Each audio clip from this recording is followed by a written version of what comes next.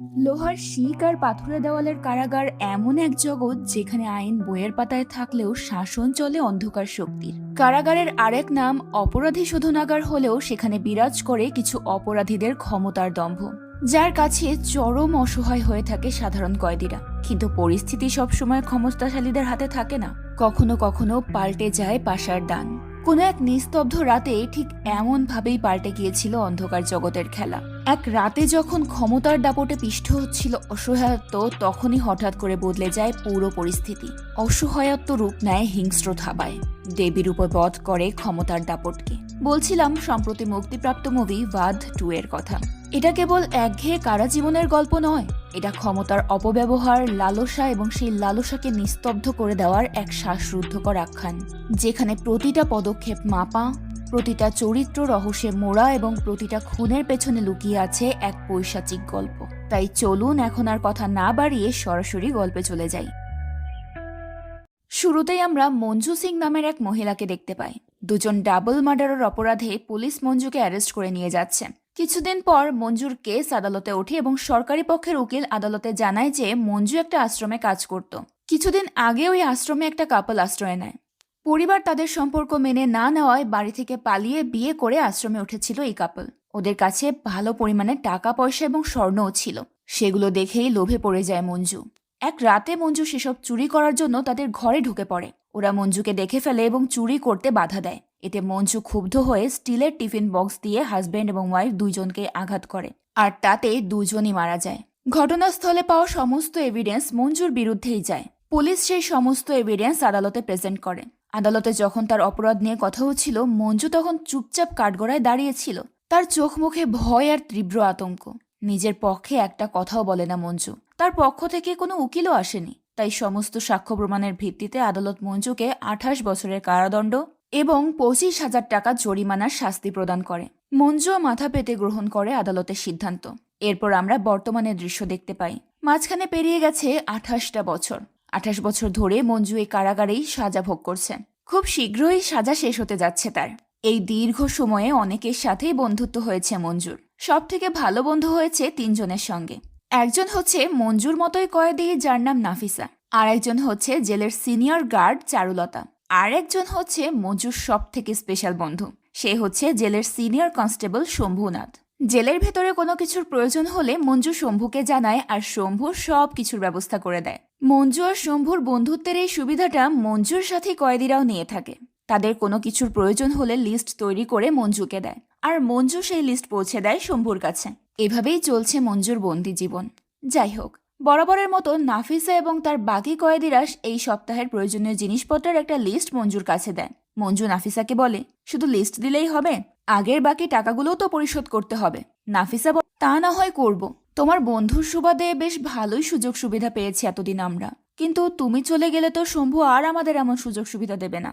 মঞ্জু মুচকি হেসে ওয়াশরুমে চলে যায়। ওয়াশরুমের ভেতরেই একটা সিক্রেট জায়গায় ফোন লুকিয়ে রেখেছে সে। যখন প্রয়োজন পড়ে ফোনটা সেখান থেকে বের করে কথা বলে, আবার সেখানেই লুকিয়ে রাখে।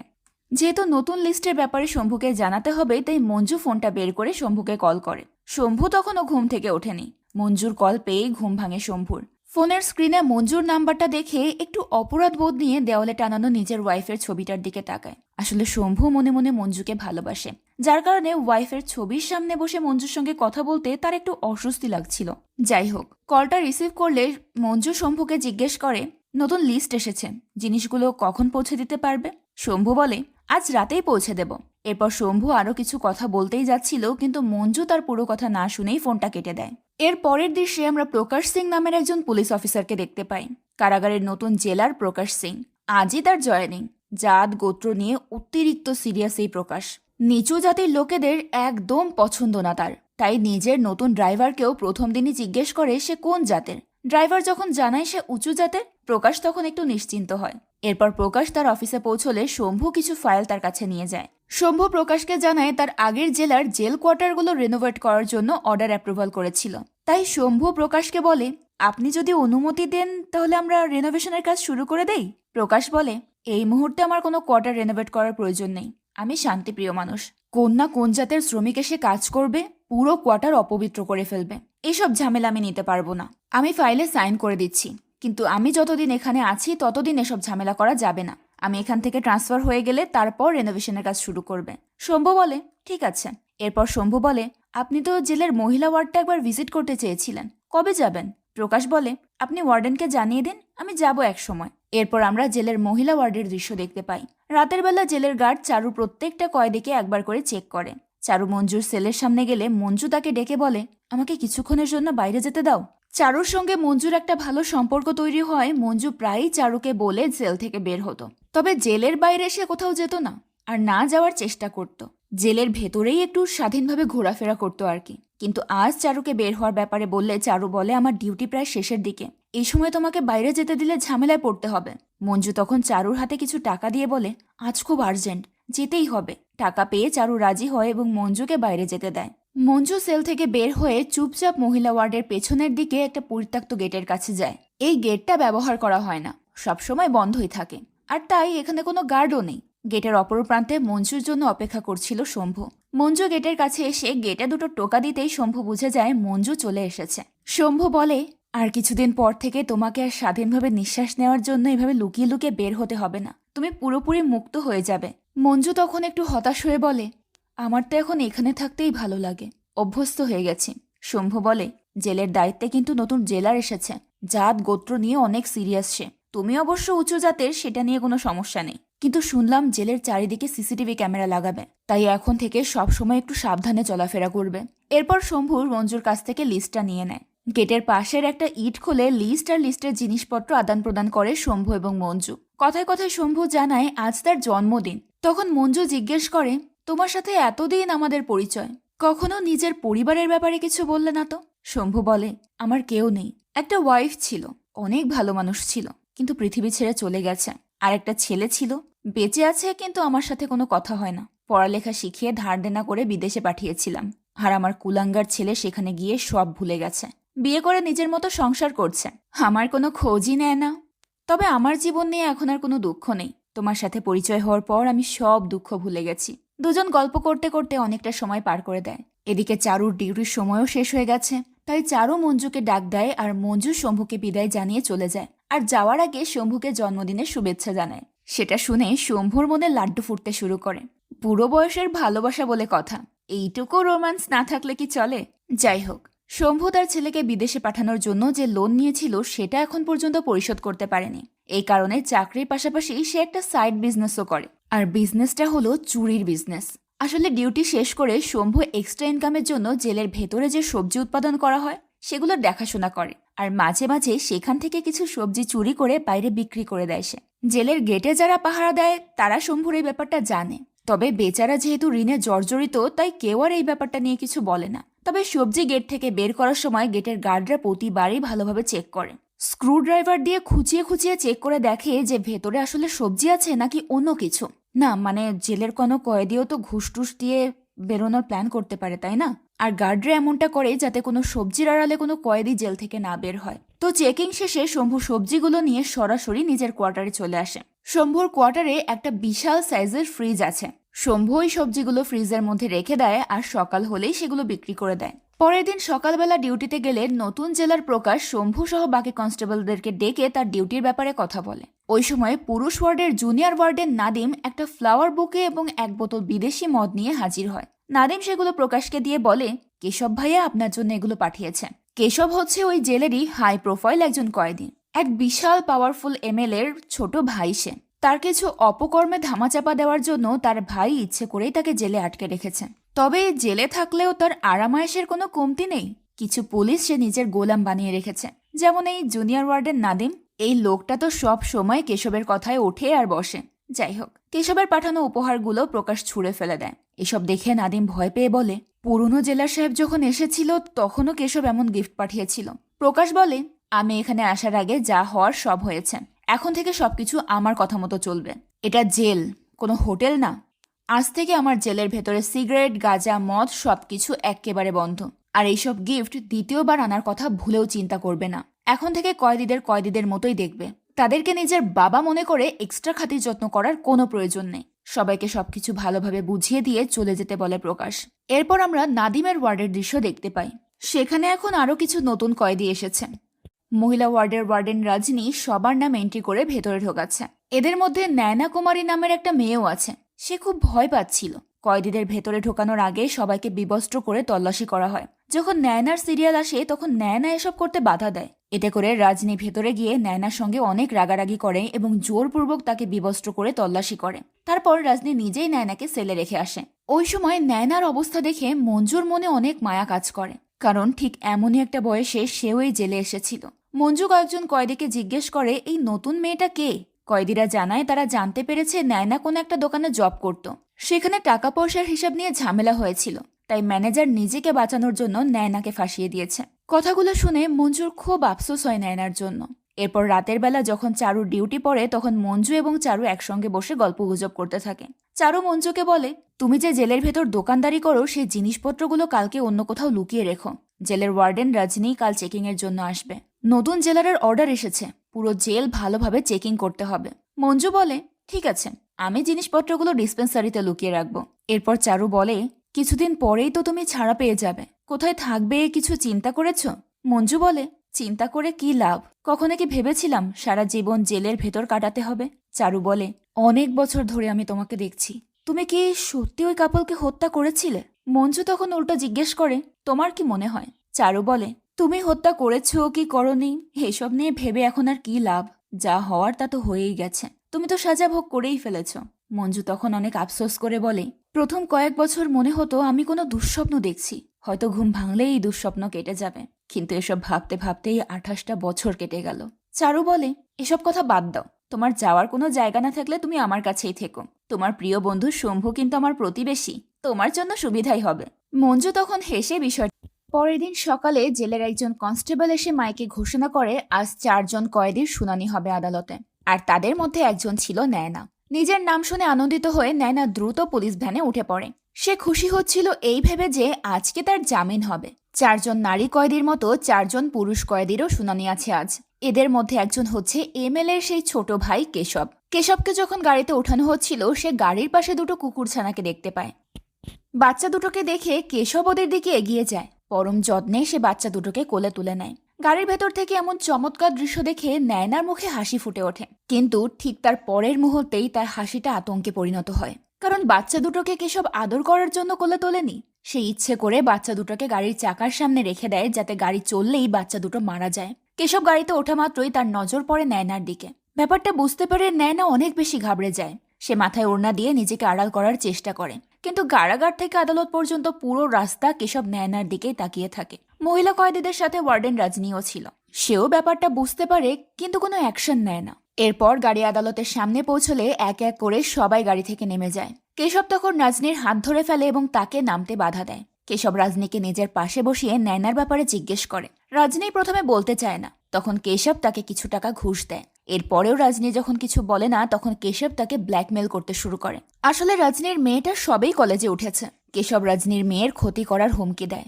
বাধ্য হয়ে রাজনী কেশবকে নয়নার নাম বলে দেয়। হুমকি দেওয়ার পাশাপাশি কেশব রাজনীকে খুব বাজেভাবে টাচ করছিল, কিন্তু রাজনী একজন পুলিশ হওয়া সত্ত্বেও এর কোনো প্রতিবাদ করে না। বরং তাকে দেখে মনে হচ্ছিল সে কেশবকে ভয় পাচ্ছে। সে কোনো রকমে নয়নার নামটা বলে ভয়ে সেখান থেকে পালিয়ে যায়। এরপর নয়না যখন তার উকিলের সঙ্গে কথা বলে তখন উকিল জানায় যে নয়নার জামিনের ব্যবস্থা সে করে ফেলেছে। পাশ থেকে এই কথাটা কেশব শুনে ফেলে। সে নিজের উকিলকে বলে ওই উকিলটাকে ডেকে নিয়ে এসো আমার কাছে। কেশবের উকিল তখন ভাবে তার উপর হয়তো কেশবের ভরসা নেই, তাই হয়তো নতুন উকিল হায়ার করতে চাচ্ছে। তাই সে বলে, আরে ভাই, আমি তো আছি, আপনার কেস আমিই দেখছি, আমি তো কবেই আপনার জামিন করিয়ে ফেলতাম, কিন্তু আপনার বড় ভাই তো আপনাকে বলেছে এখনো আটকে রাখতে, এই কারণেই তো আমি জামিনটা করাতে পারছি না। কেশব তারপরও বলে, যা বলছি তাই করো। এরপর কেশবের উকিল নয়নার উকিলকে ডেকে নিয়ে আসলে কেশব তাকে নয়নার জামিনের ব্যাপারে জিজ্ঞেস করে। নয়নার উকিল বলে, জামিনের ব্যবস্থা হয়ে গেছে, টাকা পয়সাও জোগাড় হয়ে গেছে আর সমস্ত প্রমাণও আছে, আজই জামিন হয়ে যাবে। কেশব তখন তার উকিলকে কিছুটা হুমকি দিয়ে বলে, আজ যেন কিছুতেই নয়নার জামিন না হয়। ওই উকিল কেশবকে খুব ভালোভাবেই চিনত, তাই সে কেশবের কথা মতোই কাজ করে, যার কারণে নয়নার আর ওই দিন জামিন হয় না, তাকে আবার জেলে ফিরে যেতে হয়। এদিকে মহিলা ওয়ার্ডে প্রকাশ এসেছে ভিজিট করতে। প্রকাশ সমস্ত কয়েদিকে একত্রিত করে নিজের পরিচয় দেয়। এরপর বলে, আমি দীর্ঘদিন ধরে আপনাদের মতো কয়েদিদের শুধরানোর জন্য কাজ করে যাচ্ছি। আপনাদের যদি কোনো রকম কমপ্লেন থাকে সরাসরি আমাদেরকে জানাতে পারেন, অথবা নিজের পরিচয় গোপন রেখেও কমপ্লেন বক্সে কমপ্লেন লিখতে পারেন। এই কথা বলে প্রকাশ চলে যায়। মঞ্জু একটু পেছন দিকে থাকায় প্রকাশের চেহারাটা সে ভালোভাবে দেখতে পায় না, কিন্তু তার নামটা মঞ্জুর অনেক পরিচিত মনে হচ্ছিল। কিছুক্ষণ চিন্তা করতেই মঞ্জুর মুখটা মলিন হয়ে যায়। তাকে দেখে বোঝাই যাচ্ছিল এই নামের সাথে তার কোনো অতীতের রহস্য জড়িয়ে আছে, তবে সেটা কি সেটা জানার জন্য আমাদের একটু অপেক্ষা করতে হবে। তো এরপর মঞ্জু যখন সেলে ফিরে যায়, সে খেয়াল করে নয়না শুয়ে শুয়ে কান্নাকাটি করছে। মঞ্জু তার কাছে গিয়ে জিজ্ঞেস করে, আজকে তো তোমার জামিন হওয়ার কথা ছিল, হলো না কেন? নয়না তখন কাঁদতে কাঁদতে বলে, আমি কোনো চুরি করিনি, বিনা অপরাধে আমাকে শাস্তি পেতে হচ্ছে। কথাটা বলে নয়না আবারও হাউমাউ করে কাঁদতে শুরু করে। মঞ্জু তখন নয়নাকে সান্ত্বনা দিয়ে বলে, কান্নাকাটি না করে জেলের ভেতরে নিজেকে মানিয়ে নেওয়ার চেষ্টা করো, এতে জীবনটা সহজ হবে। কিন্তু নয়না কিছুতেই নিজেকে সামলাতে পারছিল না। সে মঞ্জুর কোলে মাথা রেখে অঝরে কাঁদতেই থাকে। এদিকে পুরুষ ওয়ার্ডের একজন মোটামুটি বৃদ্ধ কয়েদি কেশবের এরিয়ায় গিয়ে কাপড় ধোয়ায় কেশব তাকে প্রচুর মারধর করে। ওই সময় প্রকাশ সেখানে উপস্থিত হয়। সে নিজের চোখেই সবকিছু দেখে ফেলে, কিন্তু সে প্রচন্ড অবাক হয় তখন যখন সে খেয়াল করে আশেপাশের কয়েকজন পুলিশ ডিউটি করছে, কিন্তু কেশব ওই বৃদ্ধকে এত বাজেভাবে মারধর করার পরেও কেউ কোনো বাধাও দিচ্ছে না, এমনকি বিন্দুমাত্র প্রতিবাদও করছে না তারা। কিন্তু প্রকাশ চুপ করে থাকে না। মারামারি করার অপরাধে সে কেশবকে একটা অন্ধকার সেলের ভেতর নিয়ে গিয়ে আটকে রাখে, কিন্তু এতেও কোনো লাভ হয় না। কেশব এমএলএর ভাই হওয়ার কারণে কিছুক্ষণের মধ্যেই প্রকাশের কাছে আইজির কল আসে। আইজি প্রকাশকে অর্ডার দেয় দ্রুত কেশবকে তার স্পেশাল সেলে শিফট করতে। এখন যেহেতু সিনিয়রের অর্ডার, তাই প্রকাশকে মানতেই হয়। এদিকে স্পেশাল জেলে শিফট হওয়ার পর রাতের বেলা কেশব প্রকাশকে কল করে তার মা বোন নিয়ে উল্টোপাল্টা কথা বলতে থাকে। এমনিতেও তো কেশবের প্রতি প্রকাশের একটা রাগ ছিলই, তার উপর এখন আবার এইসব কথা শুনে প্রকাশের রাগ আরো কয়েক গুণ বেড়ে যায়। সে ওই মুহূর্তেই কেশবের সেলে গিয়ে তাকে প্রচন্ড মারধর করে। নাদিম ওই সময় কেশবের সঙ্গে বসেই আড্ডা দিচ্ছিল, আর তার মধ্যেই এই সব কিছু ঘটে যায়। আর নাদিমও এই সমস্ত কিছু নিজ চোখে দেখে ফেলে। প্রকাশ কেশবকে এমন বাজেভাবে মারধর করে যে কেশব তো আহত হয়ই, সাথে কেশবের সেলের আসবাবপত্র ভেঙে চুরমার হয়ে যায়। কেশবকে মারতে গিয়ে প্রকাশ নিজেও তার হাতে একটু আঘাত পায়, কারণ তার হাতে একটা আংটি ছিল। রাগের মাথায় প্রকাশ তখন সেই আংটি খুলে ছুঁড়ে ফেলে দেয় আর আবারও কেশবকে মারতে শুরু করে। একটা পর্যায়ে যখন কেশব উঠে দাঁড়ানোর শক্তি হারিয়ে ফেলে, তখন প্রকাশ তাকে ছেড়ে দিয়ে বেরিয়ে যায়। এদিকে মঞ্জু সেলের ভেতর বসে বসেই ক্যালেন্ডারের দিন গুনছিল। আর কিছুদিন পরেই মুক্ত বাতাসে শ্বাস নেবে সে। হঠাৎ মঞ্জু খেয়াল করে নয়না তার বিছানায় নেই। মঞ্জুর অনেক চিন্তা হয় যে এত রাতে কোথায় গেল নয়না। এসব ভাবতে ভাবতেই চারু রাউন্ডে আসে। মঞ্জু তখন চারুকে গেটটা একটু খুলে দিতে বলে।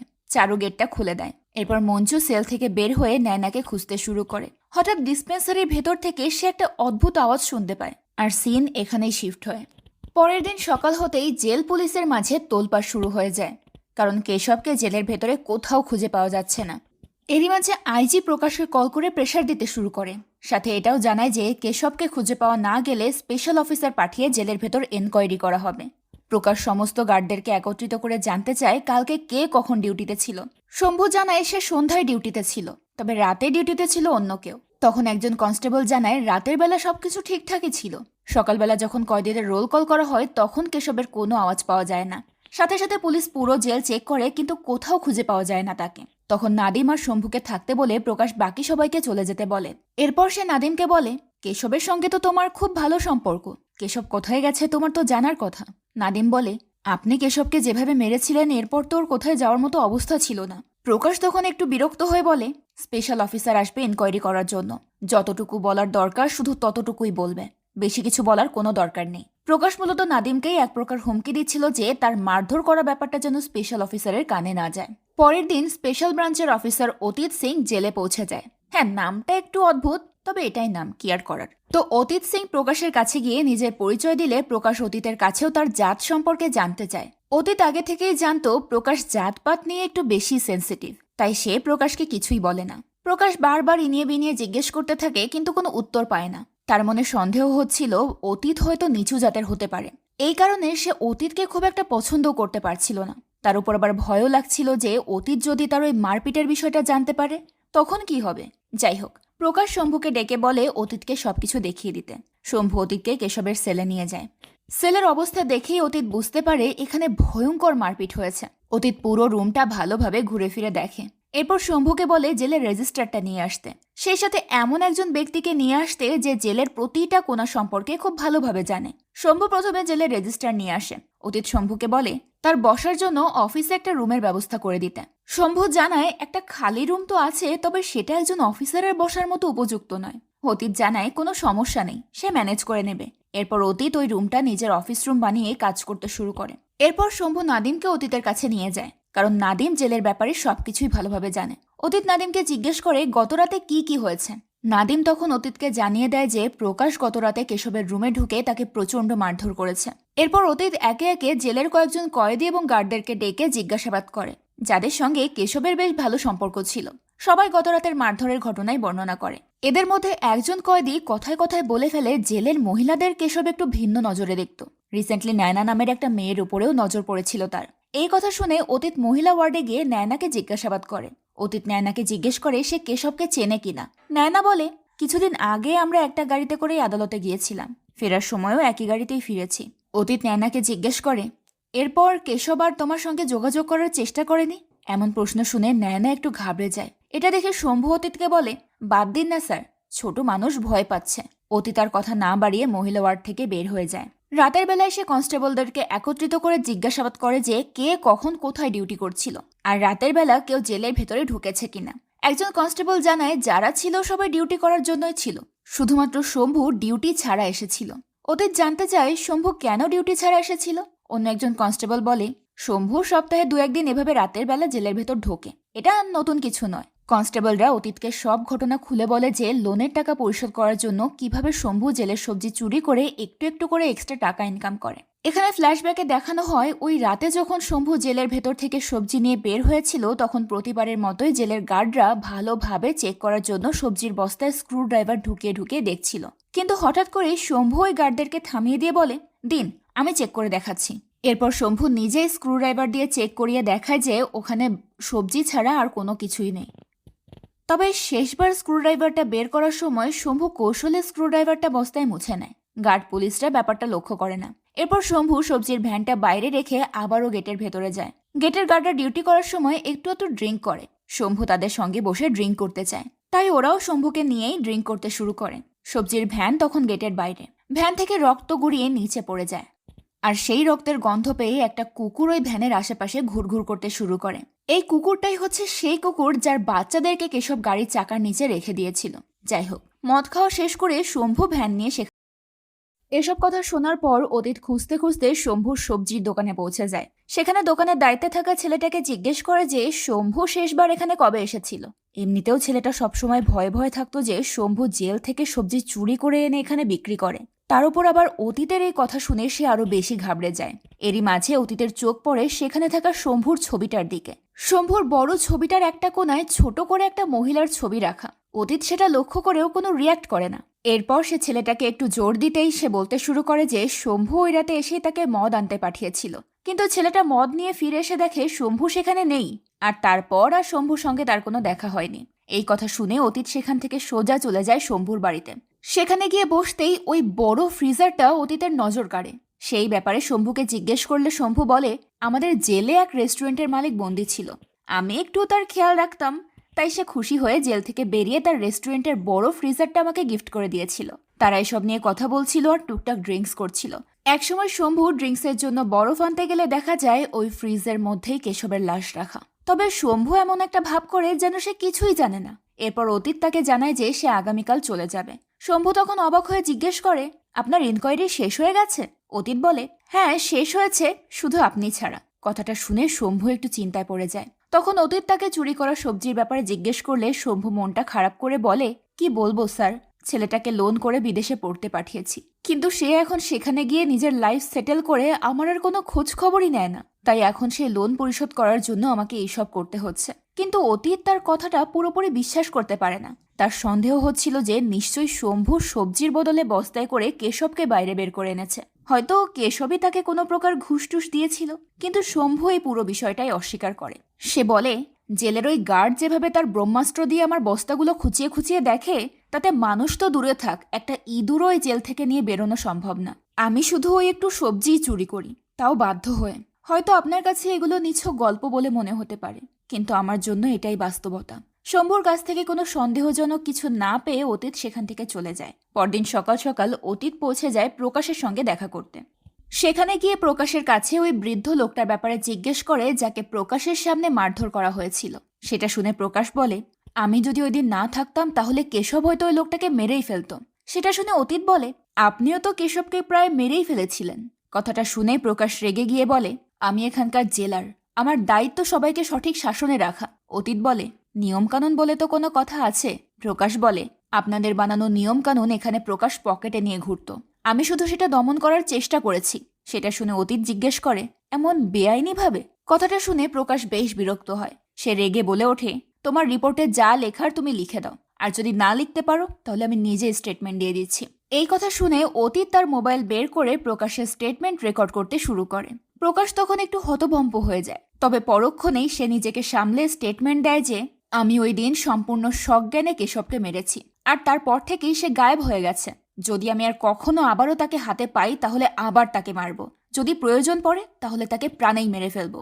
অতীত চুপচাপ স্টেটমেন্ট রেকর্ড করে নিয়ে সেখান থেকে চলে যায়। পরবর্তীতে ওই স্টেটমেন্টের কারণে প্রকাশকে সাসপেন্ড করে দেওয়া হয়। কিছুদিন পর সবকিছু শান্ত হলে আমরা দেখতে পাই শম্ভু রাতের অন্ধকারে একটা নির্জন জায়গায় কবর খুঁড়ছে। অনেক কষ্টে কবরটা খোঁড়ার পর সে কেশবের ওই ডেড বডিটা সেখানে পুঁতে রেখে চলে যায়। কিন্তু প্রশ্ন হলো, কেশবের ডেড বডিটা শম্ভুর কাছে এলো কি করে, আর সেই বা কেন কেশবকে মারতে যাবে? এর উত্তরটা জানার জন্য আমাদের একটু অপেক্ষা করতে হবে। বাড়ি ফিরে শম্ভু গোসল করে ফ্রেশ হয়। অন্যদিকে মঞ্জুও ততদিনে জেল থেকে ছাড়া পেয়ে যায়। এই ঘটনার 11 মাস পর হঠাৎ করেই একদিন অতীতের কাছে হেড অফিস থেকে একটা কল আসে। অতীত হন্তদন্ত হয়ে আইজি অফিসে গিয়ে দেখে আইজি সেখানে এমএলএ অর্থাৎ কেশবের ভাইয়ের সঙ্গে কথা বলছে। এতদিনেও কেশবের কোনো হদিশ করতে না পারায় এমএলএ প্রচণ্ড রেগে গিয়েছিল। তার উপর আবার ওই দিন সকালে আরও একটা ভয়ঙ্কর নিউজ পেয়েছিল পুলিশ। তাই এমএলএ আইজি সহ তার পুরো টিমকে হুমকি দেয় যে সে সবার চাকরি যাওয়ার ব্যবস্থা করবে। তার সঙ্গে কথা শেষ করে আইজি এবার অতীতকে বকাঝকা করতে শুরু করে, কারণ সে যদি ঠিকভাবে ইনভেস্টিগেশনটা করতো তাহলে আজকে তাদের এই দুরবস্থা হতো না। অতীত তখন অবাক হয়ে জিজ্ঞেস করে, কি এমন হয়েছে স্যার? আমি তো ঠিকভাবেই সমস্ত ইনভেস্টিগেশন করেছি। আইজি তাকে বলে, প্রকাশের কোয়ার্টারের পেছনে একটা লাশ পাওয়া গেছে। ফরেন্সিকের ধারণা লাশটা 10-12 মাস আগের। এখন আইজির এটা নিয়ে টেনশন হচ্ছিল যে এই লাশটা যদি কেশবের হয়ে থাকে তাহলে তার টিমের সবাই বিপদে পড়বে, আর অতীতের চাকরি যাবে এটা তো কনফার্ম। এই কথা শুনে অতীত নিজেও খুব চিন্তায় পড়ে যায়। সে বুঝতে পারছিল না তার ভুলটা কোথায় হলো। আইজি তখন তাকে আবারও কেস ফাইল রিওপেন করে সম্পূর্ণটা ভালোভাবে সলভ করতে বলে, আর তাকে 3 দিনের সময় দেয়। সাথে হুমকি দেয় যে এই 3 দিনের মধ্যে যদি কেস সলভ করতে না পারে তাহলে সে যেন তার রেজিগনেশনটা পাঠিয়ে দেয়। অতীত তখন এক মুহূর্ত সময় নষ্ট না করে সোজা পৌঁছে যায় সেই কবরের কাছে। সেখানে গিয়ে সেই হাড়গোড়ের মধ্যে একটা আংটি খুঁজে পায়। হয়তো কবরটা খোঁড়ার সময় শম্ভুর হাত থেকে আংটিটা পড়ে গিয়েছিল। যাই হোক, অতীত সেটা এভিডেন্স হিসেবে নিজের কাছে রেখে দেয়। এরপর সে যায় রজনীর বাড়িতে। রজনী তাকে দেখে একটু থমকে যায়, তবে সে কোনো কথা না বলে সোজা নিজের বাড়ির ভেতর ঢুকে যায়। ওদিকে অতীত শুধু তার উপর একটু নজর রাখছিল, কিন্তু সে না রজনীকে কিছু বলে আর না কিছু জিজ্ঞেস করে। এরই মাঝে ফরেন্সিকের রিপোর্ট বেরোলে অতীত কনফার্ম হয়ে যায় যে ওই লাশটা কেশবেরই ছিল। সে যখন আইজিকে বিষয়টা জানায় তখন আইজি বলে, প্রকাশের সঙ্গে আমার আগেই কথা হয়েছে, খুনটা সে করেনি, তাই কাজটা কার সেটা দ্রুত খুঁজে বের করো। অতীত তখন পুরো বিষয়টা খতিয়ে দেখার জন্য আবারও পৌঁছে যায় সেই পুরনো কোয়ার্টারে। আর সেখানে গিয়ে প্রথমেই সে নাদিমকে ডেকে পাঠায়, কারণ শম্ভু ততদিনে রিটায়ার করেছে। অতীত তখন আবারও নাদিমকে ওই রাতের ব্যাপারে সবকিছু জিজ্ঞেস করে। আর এবারও নাদিম সেই আগেরই বলে আওড়াতে থাকে যে রাতে প্রকাশ এসে তাকে গালাগাল করেছিল আর তারপর গেট খুলতে বলেছিল। সে গেট খুলে দিলে প্রকাশ কেশবের কাছে গিয়ে তাকে প্রচণ্ড মারধর করেছিল। তবে এর আগে বা পরে কি হয়েছে তার কোনো কিছুই সে বলতে চাচ্ছিল না। কিন্তু অতীত খুব ভালো করেই জানতো যে নাদিমের বাইরেও অবশ্যই কিছু জানে, তাই সে তার বেল্টের 2 ঘা দিতেই নাদিম গড়গড় করে সব বলতে শুরু করে। ওই রাতে প্রকাশ চলে যাওয়ার পরেও কেশব বেঁচে ছিল। নাদিম যখন তাকে সামলাতে ভেতরে যায় তখন কেশব তাকে তার জন্য ড্রিঙ্ক বানিয়ে দিতে বলে। নাদিম যখন ড্রিঙ্ক বানানোতে ব্যস্ত তখন কেশব রজনীকে ফোন করেছিল আর তার সঙ্গে দেখা করতে যেতে চেয়েছিল। এরই মাঝে নাদিমকে রুম থেকে বের করে দেওয়া হয়েছিল বলে এর থেকে বেশি কিছু সে আর জানতে পারে না। সে শুধু এতটুকুই জানে যে ওই রাতে কেশব রজনীর সঙ্গে দেখা করতে বেরিয়েছিল। আসলে কেশবের সঙ্গে রজনীর গোপন একটা সম্পর্ক ছিল, আর এটা নাদিমও জানত। সে কেশবকে বাধা দেওয়ার চেষ্টাও করেছিল, কারণ এরকম একটা হাঙ্গামার পর এখন রজনীর কাছে যাওয়াটা ঠিক হবে না। কিন্তু কেশব তার কোনো বাধা মানেনি। নাদিম ভেবেছিল হয়তো ঘণ্টাখানিকের মধ্যেই কেশব ফিরে আসবে, কিন্তু 3 ঘন্টা পার হয়ে যাওয়ার পরেও যখন সে ফেরেনি তখন নাদিম ধরে নেয় কেশব হয়তো পালিয়ে গেছে। তাই সে তাড়াহুড়ো করে সব দরজা বন্ধ করে দিয়ে দ্রুত সেখান থেকে বেরিয়ে যায়, যাতে তাকে কেউ সন্দেহ না করে। এখন এর পরের গল্পটুকু জানার জন্য অতীত পৌঁছে যায় রজনীর বাড়িতে। রজনী তাকে দেখেই বুঝতে পারে তার এখানে আসার উদ্দেশ্য কি।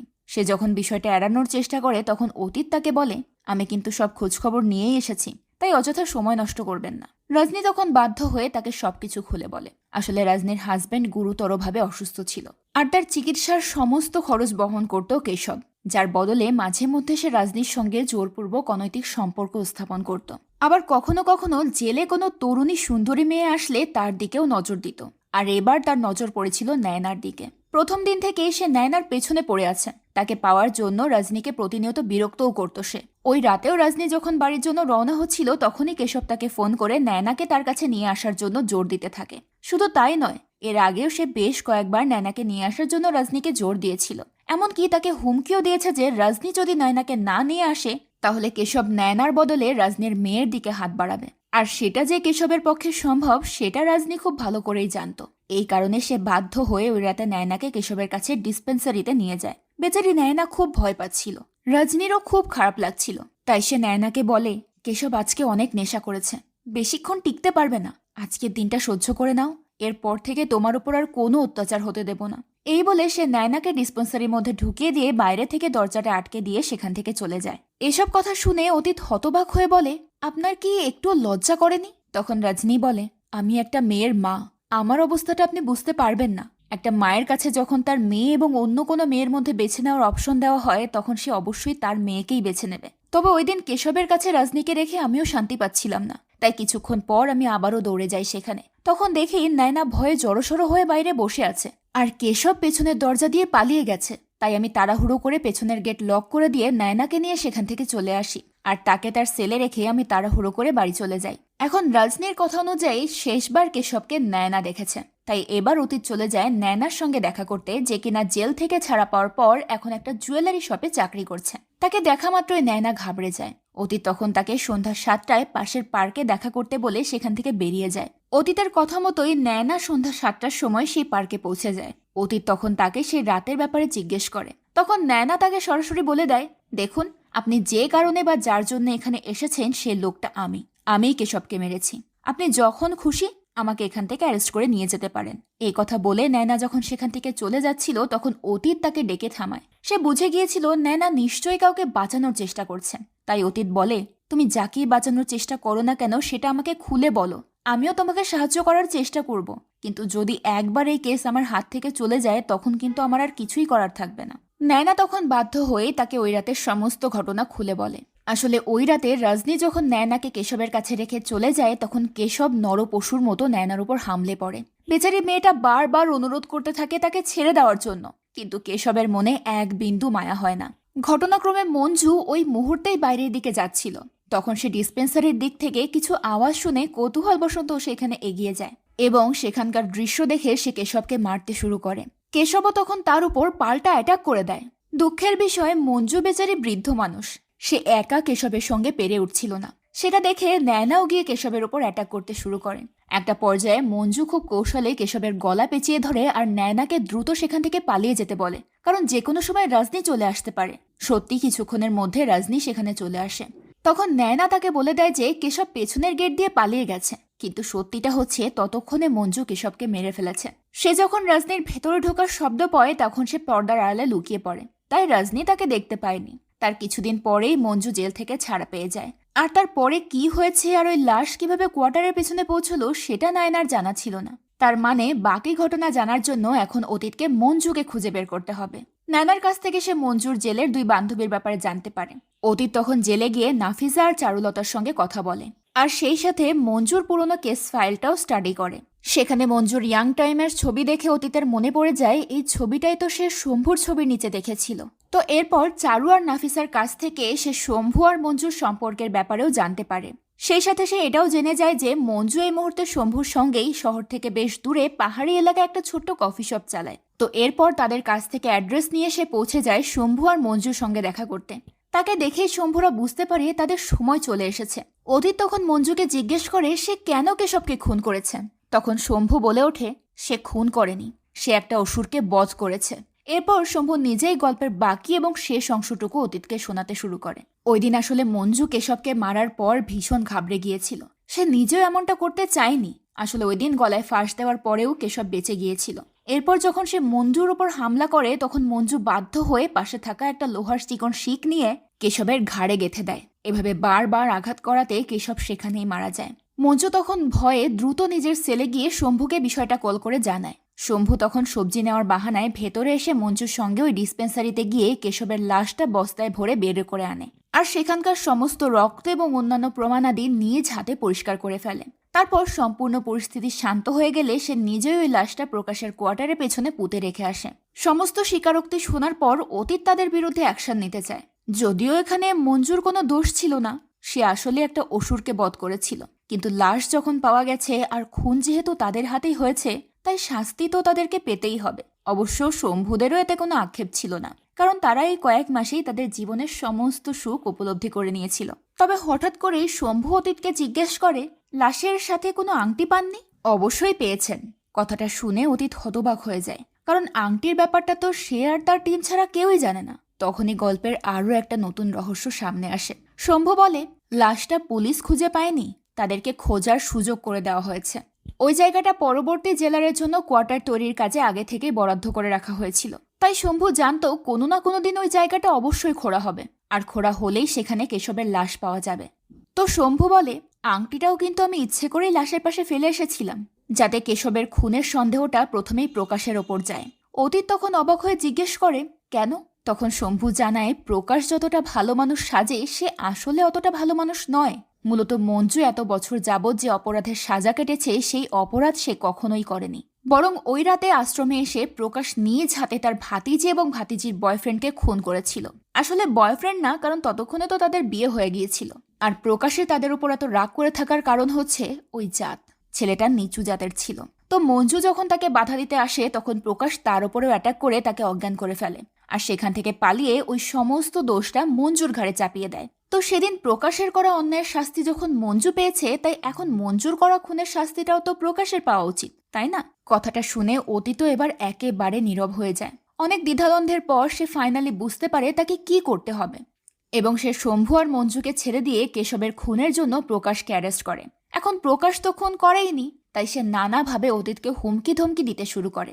সে অতীতকে বলে, আমি যদি কেশবকে সত্যিই খুন করতাম তাহলে বুক ফুলিয়ে সেটা স্বীকার করতাম। সেটা শুনে অতীত বলে, তাহলে সেদিন আপনার ভাইজি প্রাচী আর তার বয়ফ্রেন্ডকে খুন করে সেটা কেন স্বীকার করেননি? নিজের অপরাধ অন্যের ঘাড়ে কেন চাপিয়ে দিয়েছিলেন? এই কথা শুনে প্রকাশ ভীষণ ঘাবড়ে যায়। সে ব্যাপারটা অস্বীকার করার চেষ্টা করে, কিন্তু সেও জানতো সত্যিটা কখনো পুরোপুরি অস্বীকার করা যায় না। তাই অতীত বলে, একসাথে দুটো খুন করে আপনি পার পেয়ে গেছেন, আর আপনার খুনের জন্য এতদিন অন্য কেউ সাজা কেটেছেন।